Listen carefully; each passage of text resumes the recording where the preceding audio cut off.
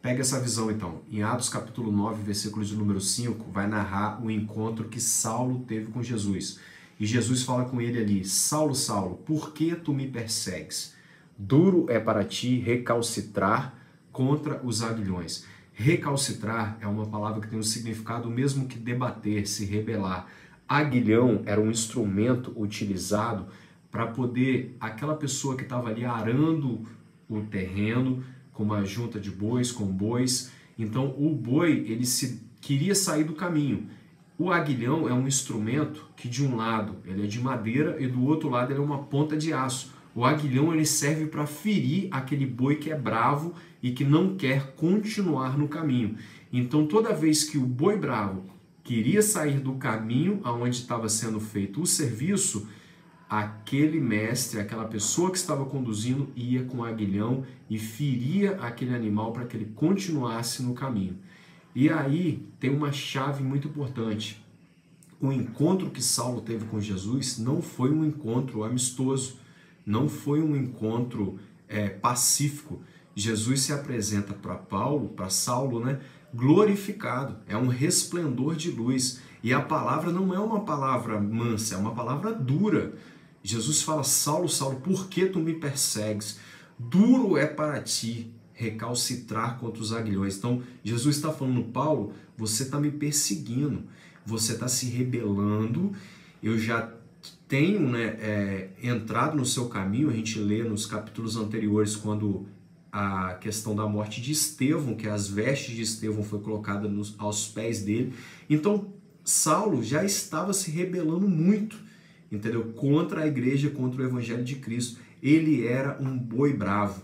Então toda vez, então Jesus falou com ele que ele era duro para ele recalcitrar contra os aguilhões. Ele já estava tomando ali a espetada do aguilhão, mas mesmo assim ele estava se rebelando. Mas a gente sabe que depois desse encontro ele cedeu às próprias vontades dele, se tornou o maior escritor aí de toda a teologia neotestamentária que passou por ele.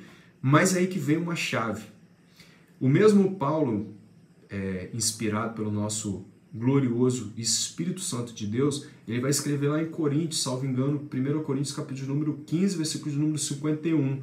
Ele vai dizer assim: eis que vos digo um mistério, de sorte que nem todos morreremos, mas todos seremos transformados. Ele começa a falar sobre o arrebatamento. Então, eis que vos digo um mistério, de sorte que nem todos morreremos, mas todos seremos transformados. Num momento, num abrir e fechar de olhos, ao sinal da última trombeta, e a trombeta soará, e os mortos ressuscitarão incorruptíveis, e nós, que estamos aqui, seremos transformados. Porque convém que isso que é corruptível se revista da incorruptibilidade, e isso que é mortal se revista da imortalidade. E quando isto que é corruptível se revestir da incorruptibilidade, e isso que é mortal se revestir da imortalidade, aí é profundo. Ele vai escrever lá: então se cumprirá a palavra que está escrita. Glória a Deus. Tragada foi a morte na vitória. Agora presta atenção. Ele escreve: onde está a morte? O teu o quê? O teu aguilhão. Onde está, a morte? A tua vitória. O versículo continua. É muito lindo. Mas ele fala ali: onde está, ó morte, o teu aguilhão? Quem é a morte na Bíblia? A morte é um inimigo que nós vamos enfrentar. Ele mesmo diz que, de sorte, nem todos enfrentaremos. Talvez o arrebatamento pode ser hoje.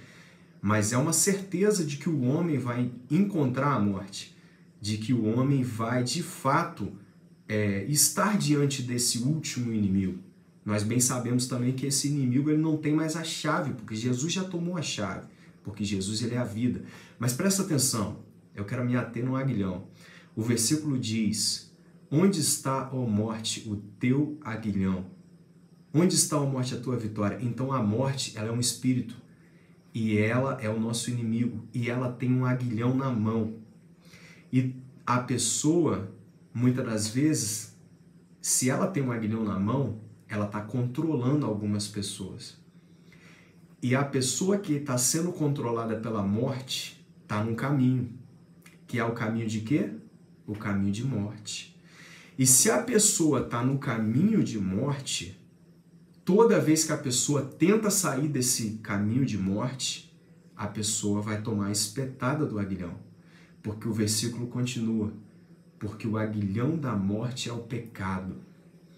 Então toda vez que você peca, na verdade, você está tomando uma espetada da morte para que você continue no caminho de morte.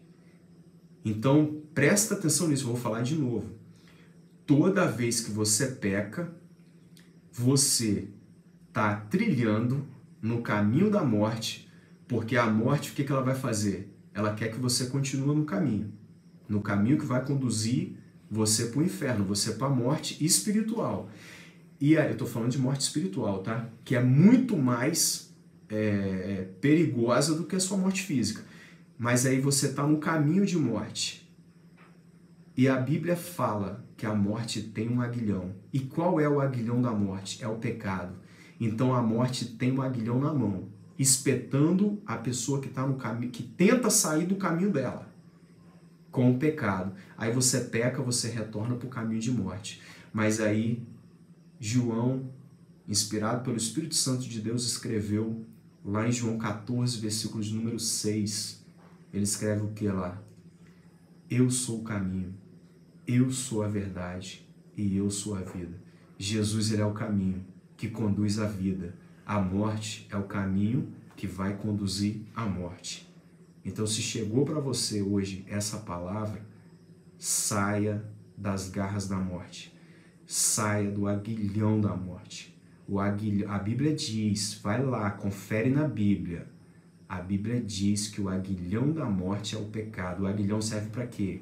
O aguilhão serve para espetar você, para que você continue no caminho de morte. Pense nisso quando você estiver pecando. Pense que isso daí é um aguilhão de morte que está fazendo você continuar nesse caminho. Ah, mas eu não estou conseguindo sair desse caminho. Pede força a Deus, porque esse caminho que você está trilhando é um caminho de morte. E Jesus não quer que você trilhe por um caminho de morte, porque Ele já disse, eu sou o caminho que conduz à vida. Ele é o caminho, Ele é a verdade e Ele é a vida. Pega essa chave aí, fica com Deus, que Deus possa falar muito melhor no coração de vocês. Um forte abraço.